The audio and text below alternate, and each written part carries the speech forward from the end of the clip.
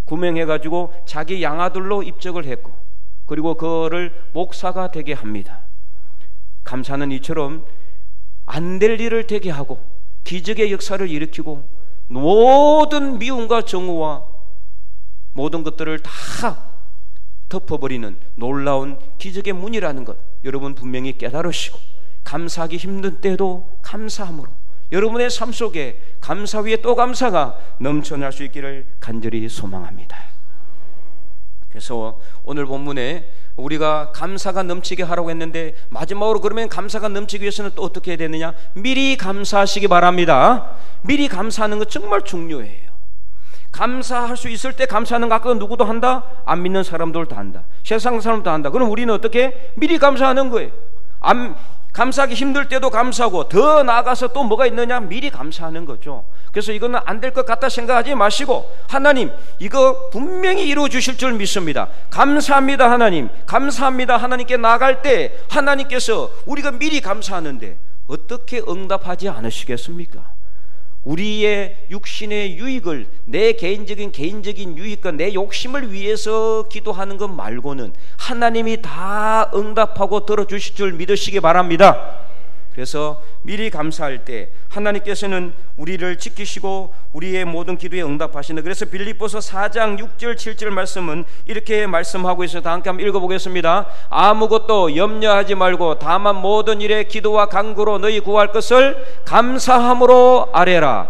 그리하면 모든 지각에 뛰어난 하나님의 평강이 그리스도 예수 안에서 너희 마음과 생각을 지키시리라. 아멘. 이거 어떻게 하라는 소리예요? 미리 감사하라는 소리예요. 아무것도 염려하지 말고 오직 모든 일에 기도와 간구로 너희 하나님께 감사함으로 너희 하나님께 구하라. 미리 구하라. 미리 감사하라. 이런 말은, 그리하면은 모든 것을 알고 계시는 하나님께서 그리스도 예수 안에서 우리 마음과 생각을 지키시고 분명히 때가 되면 응답하여 주실 줄 믿으시기 바랍니다. 이제 마지막 남은 6개월 동안 오늘 우리 삶 속에 어떤 어려운 일이 닥칠지 모릅니다. 그럼에도 불구하고 우리가 감사하고 기쁜 일이 있으면 더 감사함으로 저와 여러분의 삶 속에 감사가 넘쳐나서 여러분의 가정과 자녀와 자녀손들 위에 하나님께서 주시는 복이 차고 넘치는 믿음의 복된 가정들이 다 될 수 있기를 주님의 이름으로 간절히 축원드립니다.